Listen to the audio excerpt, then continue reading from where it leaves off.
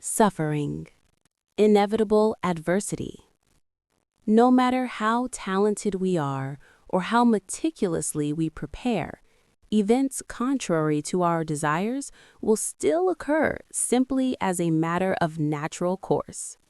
Just unmet desires.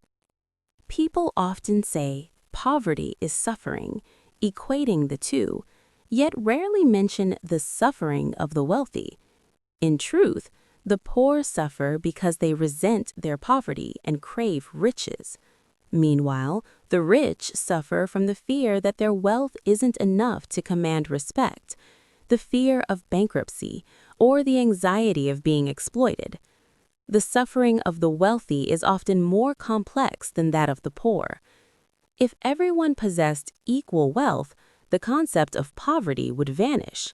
However, as society increasingly equates happiness with materialism, this remains unrealistic. If we can detach ourselves from this mindset and realize that material enjoyment is not the ultimate reason for our existence, we will surely cease to complain about poverty. Hardship versus suffering. We often merge hardship, toil, with suffering, yet toil itself is not necessarily suffering. We suffer only because we resist the hardship, wishing for comfort without effort while comparing ourselves to others. We demand without understanding the root of our labor. We see people willingly exhaust themselves to care for a recovering loved one, or rescue workers braving fire and danger out of compassion. For them, this toil is not suffering. Some complain that mental labor is suffering, yet in times of economic recession, having work to worry about is a privilege.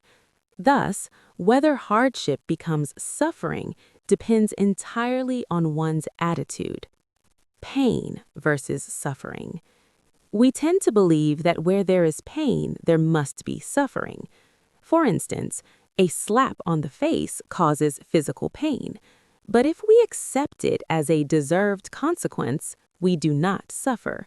However, if that slap is given with contempt to humiliate us, then we suffer. Losing a fortune is painful, but it doesn't have to lead to suffering if we view it as a lesson learned.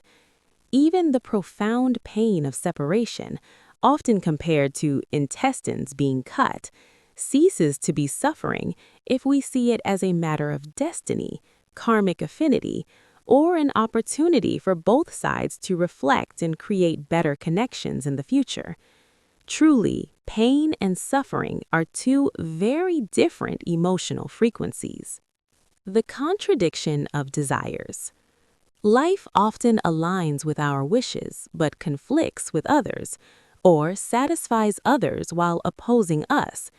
Even within ourselves, our moods shift like the weather, morning sunshine, afternoon rain, making it impossible for external circumstances to please us permanently. Things we once hated, we now love. Things we once craved, we now ignore. If all our wishes were granted, what would we become and what would this world be?